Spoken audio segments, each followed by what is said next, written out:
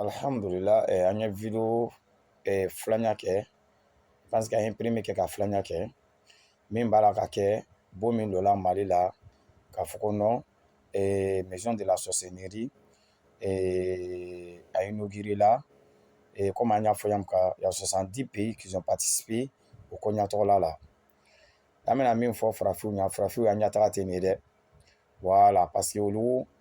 ni k'a fɔ ko depuis la hali b'a la ka mankan wuli k'a fɔ ko farafinna bɛ kɔfɛ farafinna bɛ kɔfɛ a b'a ye la ko k'a fɔ ko suya nin ani dabalikɛ nin o de bɛna na farafinna lataga ɲɛfɛ wa o tɛna se ka farafinna lataga voilà parce que jamakuru dɔw de bɛ laɲini jumɛn de b'o la o de bɛ ka mɔgɔw détourner ka bɔ ni silamɛya diinɛ nin ma ka mɔgɔw fari fara ni silamɛya diinɛ nin na mais an bɛna min fɔ nin ye o tɛ se parce que salibagatɔw de b'o yen an kɔni y'a fɔ bɛɛ tɛ se ka seli o silamɛya nin ma nɔgɔ dɛ i ka mɔgɔ min ye seliko luru kɛla tere kɔnɔ nin cɛw de b'o ye dɛ voilà ni ka mɔgɔ min ye borora ka bɔ nin diinɛ nin kɔnɔ a bɛ fugari salibagatɔ tɛ se ka silamɛya kɛ un paresseux peut pas être un musulman voilà maintenant en disant que non ko kemitiya o de bɛ mamacɛw ya diinɛ ye kemitiya o de bɛ nin an bɛna kemitiya yɛrɛ kɔrɔ mɛn an bɛna kemitiya fana faamu kemit même k'a fɔ ko kemitiya yɛrɛ kɔrɔ jumɛn de b'a la ça veut dire la terre des noirs la terre des noirs a kɔrɔ yɛrɛ de b'o ye voilà la terre des noirs a kɔrɔ yɛrɛ de b'o ye kemitiya i bɛna kɔrɔ ɲini ɲa o ɲa i bɛna na kɔrɔ kelen min sɔrɔ a la o de bɛ la terre des noirs ye farafinw y'a dugukolo farafinw y'a yɔrɔ a bɛɛ lajɛlen bɛ nin de voilà mais o bɛna kumakan de yɛrɛma ka kɛ farafinw y'a diinɛ ye non bɛnbacɛw tun bɛ jɔsɔn de la an ka laadako nugu hali bɛ laadako nugu yɛrɛ ko nin ka kɔrɔ ni silamɛya ye wa an ɲa bɛ manamana ko fɛn fɛn min na dugukolo kan ani bɛɛ lajɛlen nana silamɛya sɔrɔ mɔgɔw bɛ ɲinɛ nin de kɔ o yɛrɛ tɛ silamɛya yɛrɛ histoire lɔn même minnu b'a la ka panpan k'a fɔ k'olu yɛrɛ bɛ kemiti o tɛ kemitiya kɔrɔ yɛrɛ lɔn ils savent même pas mun de bɛ kemitiya ye an bɛna video nin ta an bɛna video nin lamɛn n'an banna video nin lamɛnna tuma min na an bɛna kemitiya yɛrɛ faamu kemitiya yɛrɛ bɛ fɛn min ye an bɛna kemitiya yɛrɛ détail bɛɛ lajɛlen faamu o kɔfɛ an bɛna kuma o ma n'a fɔra ko dabali magie noire an bɛna magie noire ɲɛfɔ ɲɛ u bɛna magie noire faamu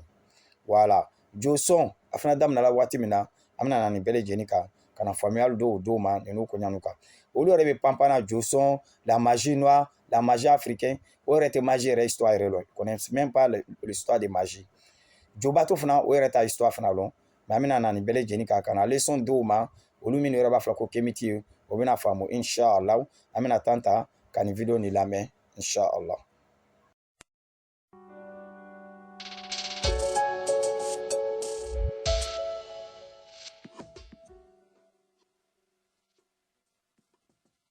Bienvenue sur 3A Télé Sud. J'ai le plaisir de vous présenter donc l'émission Vérité et Mensonge, qui est maintenant notre rendez-vous régulier.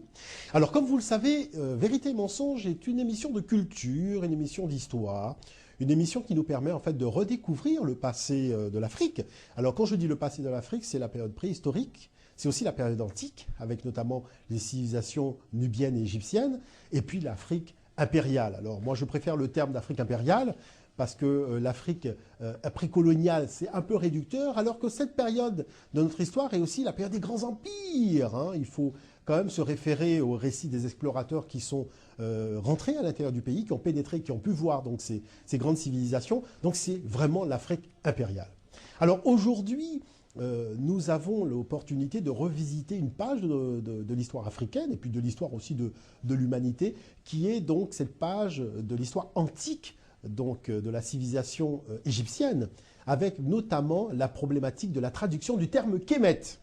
Parce que il est important quand même de signifier que Kemet, c'est le nom de l'Égypte, le nom authentique de l'Égypte. Vous voyez, parce que aucun pharaon de cette période, que ce soit Ramsès II, Khéops, Mykérinos, dont leur vrai nom est Khufu, Menkaure et Ramessou, ne s'est dit « je suis souverain de l'Égypte ». Parce que ce mot était inconnu à l'époque. C'est-à-dire qu'aucun habitant de l'Afrique antique n'a utilisé l'appellation d'Égyptien parce qu'ils ne connaissaient pas ce terme-là. Alors, pour désigner leur pays, ils utilisaient le terme donc Taméri, qui est le pays bien-aimé, Tadjézer, qui est le pays sacré, Taroui, pour l'union des deux terres, et puis naturellement donc le terme Kemet que nous allons étudier. Alors, d'où vient en fait ce mot d'Égypte? D'où vient cette appellation? Alors il faut savoir que c'est un mot en fait qui a une origine extra-africaine. Parce que tout simplement, lorsque Narmer, donc le pharaon soudanais, qui est parti du sud de la région de Néken, hein, les Racopolis grecs, pour aller unifier les différents clans de la vallée, il a installé sa capitale dans le nord, à Men-Nefer, qui est devenu Memphis, en fait. Voyez, et à Memphis, le temple de Dieu, parce que c'était déjà la religion monothéiste, il faut le savoir, c'était Ukapta, hein, le temple de l'âme de Dieu, le temple de l'âme de Ptah. Et naturellement, donc cette appellation, parce que les Grecs arrivent à partir de la lignée des pharaons, notamment Amasis, à partir d'Amasis, et là, nous sommes au 8e siècle avant d'entrer, et là, véritablement, ils vont reprendre ce terme-là en essayant de comprendre ce que les habitants disent, et ça va venir de Ukapta va donner Ekryptos, qui va donner finalement après un transfuge de cette appellation dans la langue latine, le mot Égypte que nous avons aujourd'hui. Donc on s'aperçoit finalement que le mot Égypte ne désigne pas l'intégralité du territoire, mais seulement la portion où habitaient véritablement les Grecs, puisqu'on sait qu'avec Alexandre le Grand, ils vont fonder véritablement la ville d'Alexandrie. Alors, chose importante, il faut savoir qu'aujourd'hui, vous prenez n'importe quel ouvrage consacré à l'histoire de l'Égypte ancienne, et vous voyez que la traduction de Kemet est The Black Land pour les ouvrages anglo-saxons, et la terre noire pour les ouvrages francophones. Alors pourquoi s'est-on focalisé comme ça sur une référence à la terre? Ah ben, l'explication qui est donnée, c'est de dire que tout simplement, Hérodote a insisté sur le fait qu'en raison de la crue du Nil, il y avait un dépôt de terre noire, qu'on appelle les alluvions, qui allait naturellement donc recouvrir l'intégralité du sol, et le sol prenait une couleur noire. Et Hérodote aurait dit, je dis bien aurait dit, que l'Égypte est un don du Nil. Voilà l'explication qui est donnée. Bon, naturellement, on a tous compris qu'il s'agit quelque part un peu de masquer l'origine africaine des Égyptiens anciens et de créer une dualité entre l'Égypte et la Nubie, en dépit des déclarations des Grecs et en dépit même, je dirais, de la signification des hiéroglyphes. Bon. Mais maintenant, il faut quand même se livrer à un examen vraiment scientifique des faits. Déjà, la première chose, c'est de savoir, est-ce que Hérodote, lorsqu'il parlait de la crue du Nil, a vraiment fait référence à l'ensemble du territoire donc de Kemet, ou est-ce que finalement il ne s'est pas limité qu'à la proportion de ces territoires, c'est-à-dire le nord, lieu où résidaient en fait les Grecs? Alors pour le comprendre, il suffit tout simplement de voir sa déclaration, c'est dans son livre 2, donc Hérodote dit la partie de l'Égypte, vous voyez donc la partie de l'Égypte, donc déjà en introduction, on voit bien qu'Hérodote n'a pas englobé l'intégralité du territoire, mais il fait référence simplement à une partie. Alors, quelle partie? Où abordèrent les vaisseaux grecs. Donc, on sait que c'est la bordure de la Méditerranée. On a tout de suite compris qu'il s'agit du delta. Est une terre d'alluvion, un don du fleuve. Vous voyez, en fait, c'est extraordinaire. Alors déjà, il y a une première mystification. C'est-à-dire qu'on s'aperçoit que Hérodote a dit que le delta est un don du fleuve. Mais il n'a pas dit que le Nil l'Égypte est au don du Nil. Donc là, il y a quelque part des petits arrangements entre amis qui sont réalisés parce qu'il ne s'agit pas réellement de la déclaration d'Hérodote qui poursuit en disant « Autrefois, les Égyptiens n'avaient point de pays. On sait en effet que leur delta, ils le disent eux-mêmes, et c'est mon sentiment, vous voyez, donc c'est Hérodote qui parle, et c'est mon sentiment,